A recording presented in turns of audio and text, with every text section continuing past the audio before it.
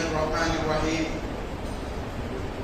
يا بني إسرائيل اذكروا نعمتي التي أنعمت عليكم وأني فضلتكم على العالمين واتقوا يوما لا تجزي نفس عن نفس شيئا ولا يقبل منها شفاعة ولا يؤخذ منها عدل ولا هم ينصرون صدق اللہ العظیم۔ شروع اللہ کے نام سے جو بڑا مہربان نہایت رحم والا ہے۔ اے بنی اسرائیل، میرے اس احسان کو یاد کرو جو میں نے تم پر کیا تھا،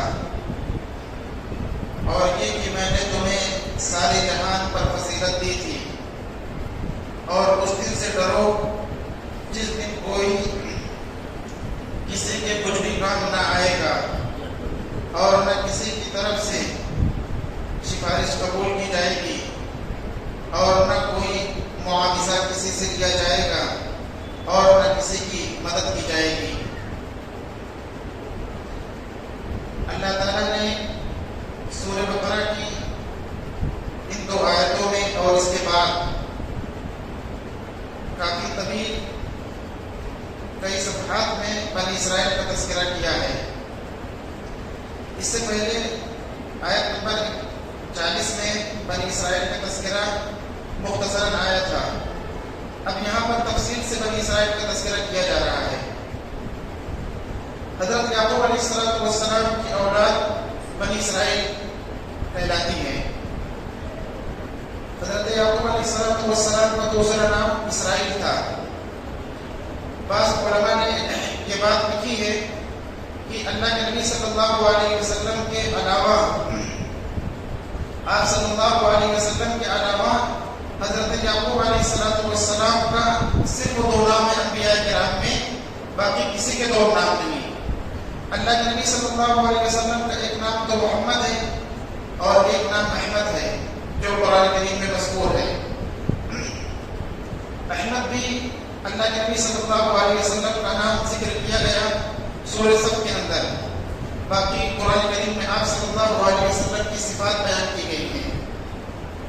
اور حضرت یعقوب علیہ السلام کا بھی 2 نام ہے، ایک تو یعقوب اور دوسرا اسرائیل، باقی اس کے علاوہ کسی بھی نبی کے 2 نام نہیں ہیں۔ حضرت یعقوب علیہ السلام کی اولاد بنی اسرائیل ہے۔ بنی یعقوب نہیں کہا گیا کہ یعقوب کی اولاد، بلکہ بنی اسرائیل کہا گیا۔ اصل میں اسرائیل کا لفظ عبرانی ہے۔ اسرائیل کا لفظ یہ عبرانی زبان کا ہے، اور عبرانی زبان میں اسرائیل کے معنی ہیں اللہ کے بندے کے، اللہ کا خاص بندہ، مقرب بندہ۔ تو بنی اسرائیل کہہ کر حکمت اس کی طرف ہے اور اشارہ اس کی طرف ہے کہ تم ایسے شخص کی اولاد ہو جو اللہ کے خاص مقرب بندے تھے، تو تم بھی انہی کے نقش قدم پر چلو اور انہی کی طرح بن جاؤ۔ اللہ تبارک و تعالیٰ سے تمہارا تقرب اور اللہ تعالیٰ سے تمہارا تعلق مضبوط ہو جائے۔ تو اس طرح اشارہ کرنے کے لیے ان کو بنی اسرائیل کہا گیا۔ تمام تر یہودی اور اکثر عیسائی اسی نسل سے تعلق رکھتے ہیں۔ تمام تر یہودی اور اکثر عیسائی اسی نسل سے تعلق رکھتے ہیں۔ بنی اسرائیل پر اللہ تعالیٰ نے جو احسانات کیے ہیں، یہاں پر اس احسان کا تذکرہ فرمایا گیا اور خود بنی اسرائیل کو مخاطب کیا گیا، اور بنی اسرائیل کہہ کر آپ صلی اللہ علیہ وسلم کے زمانے میں جو یہودی یا عیسائی تھے ان کو خطاب کر کے گویا ان کے اوپر جو پہلے احسانات ہوئے تھے اس کی طرف اشارہ کیا گیا، اور کہا گیا اے بنی اسرائیل اذکروا نعمتی التی، میرے اس احسان کو یاد کرو جو میں نے تم پر کیا تھا یا جو میں نے تم پر کیا۔ اللہ تبارک و تعالیٰ کی طرف سے بنی اسرائیل پر بے شمار احسانات ہوئے ہیں۔ سب سے بڑا اللہ کا احسان یہی ہے کہ اللہ تعالیٰ نے انبیاء کرام کی ایک بڑی تعداد بنی اسرائیل میں پیدا فرمائی۔ ایک بہت بڑی تعداد ہے بنی اسرائیل میں انبیاء کرام کی، لگاتار انبیاء کرام آتے رہے۔ حضرت موسیٰ علیہ السلام اور اسی طریقے سے حضرت ہارون علیہ السلام اور بھی بہت سارے انبیاء کرام حضرت زکریا علیہ السلام، حضرت یحییٰ علیہ السلام، بہت سارے انبیاء کرام بنی اسرائیل میں آئے ہیں. تو بنی اسرائیل پر بہت بڑا اللہ کی طرف سے احسان یہ تھا کہ انبیاء کرام کی ایک بہت بڑی تعداد کو اللہ نے اسی میں پیدا فرمایا. اور اسی نسل میں انبیاء کرام کا پیدا ہونا یہ تو اللہ تعالیٰ کی طرف سے بہت بڑا انعام ہے، بہت بڑا احسان ہے. اس لیے اس کو نعمت اور احسان سے تعبیر کیا گیا. اس امت پر سب سے بڑا احسان یہ ہے کہ اللہ نبی صلی اللہ علیہ وسلم کی بعثت ہوئی اور آپ صلی اللہ علیہ وسلم کو بھیج کر اللہ تعالیٰ نے اس امت پر بہت بڑا احسان فرمایا ہے. اور آپ صلی اللہ علیہ وسلم نے انسانی قلوب اور دل پر محنت صرف کی. آپ صلی اللہ علیہ وسلم نے لوگوں کے دلوں پر محنت صرف کی. جب دل بدلا ہے تو کائنات بدل گئی. تو آپ صلی اللہ علیہ وسلم محسن انسانیت ہیں. تو انبیاء کرام کا کسی قوم میں یا کسی نسل میں یا کسی کے لیے بھیجا جانا یہ بہت بڑی اللہ تعالیٰ کی طرف سے نعمت اور احسان ہے. اور آخری نبی محمد عربی صلی اللہ علیہ وسلم کو بھیج کر کے اب اللہ تعالیٰ نے نبوت کا خاتمہ فرما دیا. تو بنی اسرائیل پر جو اللہ تعالیٰ نے انبیاء کرام کو بھیج کر احسانات کیے تھے اس کو ان کو یاد رہ گیا. کہ تم سوچو تمہارے اندر اتنے انبیاء کرام آئے ہیں پھر تم غلط راستے پر پڑ جاؤ تو یہ تو بہت زیادہ خراب بات ہے. کیونکہ ایک بہت بڑی تعداد تم میں انبیاء کرام کی گزری ہے اور پھر تم غلط راستے پر اختیار کر لو تو یہ بہت زیادہ بے عزتی کی بات ہے اور بہت زیادہ خرابی کی بات ہے تمہارے لیے. تو اس لیے کہا گیا اے بنی اسرائیل میرے اس احسان کو یاد کرو جو میں نے تم پر کیا. اس کے علاوہ جب ہم دیکھتے ہیں اور اگلی آیات میں ان تمام چیزوں کا تذکرہ بھی آئے گا. حضرت موسیٰ علیہ السلام کے زمانے میں کس قدر بنی اسرائیل پر احسانات ہوئے ہیں. جب فرعون نے بہت سارے ان پر مظالم ڈھائے ان کو پریشان کیا تو اس وقت اللہ تعالیٰ نے بنی اسرائیل کے ساتھ بہت بڑا احسان کیا کہ ان کو ان کے لیے سمندر میں راستے بنا دیے. ایک خارق عادت چیز پیش آئی جو عام طور پر ہو نہیں سکتی کیونکہ دنیا کا قانون اور دستور اور جو سنت ہے اس کے خلاف ایک چیز ہوئی. تو راستے اللہ تعالیٰ نے سمندر میں بنائے اور بنی اسرائیل سمندر میں راستہ پار ہو گئے. اور جب فرعون اور اس کا لشکر آیا تو سب کے سب سمندر میں جب راستے میں گئے تو راستے سمٹنا شروع ہو گئے اور پھر سب ڈوب گئے.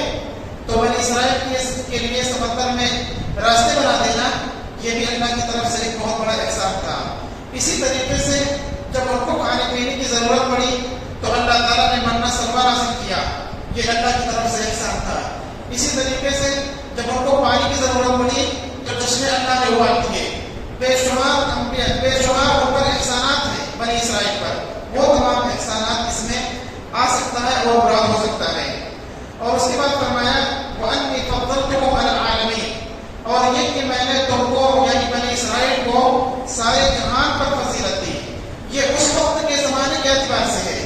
اس زمانے میں بنی اسرائیل کو دین حق دیا گیا اور بنی اسرائیل کو جب دیا گیا تو سارے جہان پہ ان کو فوقیت اور امتیاز حاصل ہوا کہ ان میں انبیاء کرام بھی بھیجے گئے, دین حق دیا گیا اور پھر بہت سارے لوگ ایمان بھی لے آئے اور صحیح راستے پر گامزن ہوئے. تو اس زمانے کے اعتبار سے ان کو سارے جہان پر اس دور میں فوقیت اور امتیاز حاصل تھا جس کا تذکرہ اللہ تعالیٰ نے اس آیت میں کیا. اس کے بعد ان کو قیامت کے دن سے ڈرایا گیا ہے اور فرمایا گیا وَاتَّقُوا يَوْمًا لَا تَجْزِي نَفْسٌ عَن نَفْسٍ شَيْئًا. اور ایسے دن سے ڈرو جس دن کوئی بھی کسی کے کچھ کام نہ آئے گا.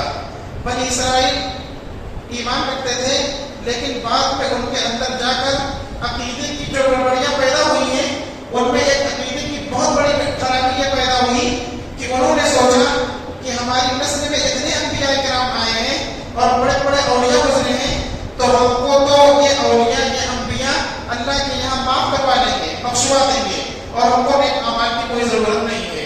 تو اللہ تعالیٰ نے اسی عقیدے کی خرابی جو ان کے اندر پیدا ہوئی تھی ایک غلط خیال پیدا ہوا تھا اس عقیدے کی تبدیل کی ہے اور فرمایا بنی اسرائیل سے کہ اس دن سے ڈرو جس دن کوئی بھی کسی کے کچھ کام نہ آئے گا اور وہ قیامت کا دن ہے. قیامت کا دن کوئی بھی کسی کے کچھ بھی کام نہ کو بچا نہیں سکتا. کوئی کسی کے حق میں اگر کچھ طرفداری کرنا چاہے تو طرفداری نہیں کر سکتا. بس اللہ تعالیٰ جس کو سفارش کی اجازت دیں گے وہی سفارش کر سکتا ہے، اور جس کے لیے کہیں گے کہ ان کے حق میں سفارش کرو تو اس کے حق میں سفارش ہو سکتی ہے. باقی کوئی کسی کا کچھ نہیں کر سکتا.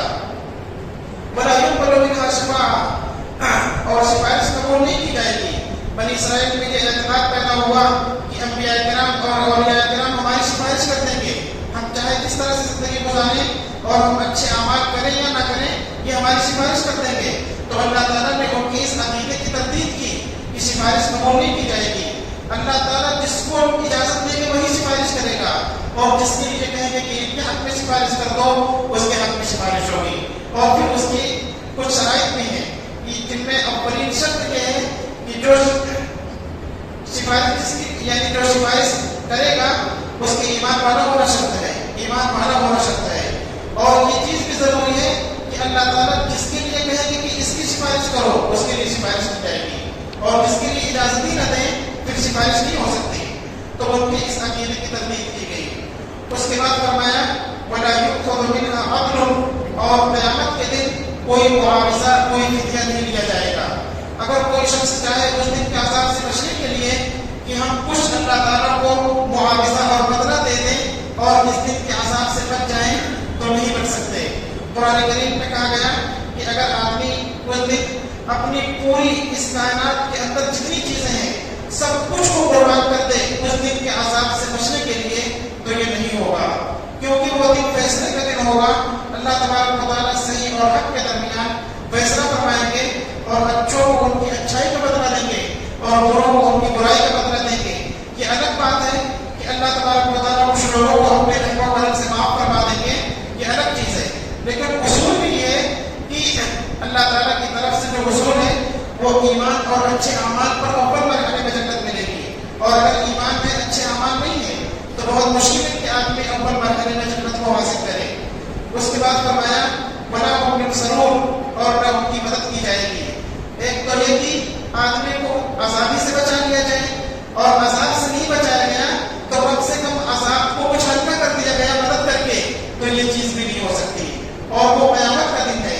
قیامت کا دن اس دن کوئی کسی کے کچھ کام نہ آئے گا، سفارش بھی قبول نہیں ہوگی، کوئی معاوضہ اور بدلہ دینا چاہے تو وہ بھی قبول نہیں ہوگا، اور اسی طریقے سے مدد بھی نہیں کی جائے گی.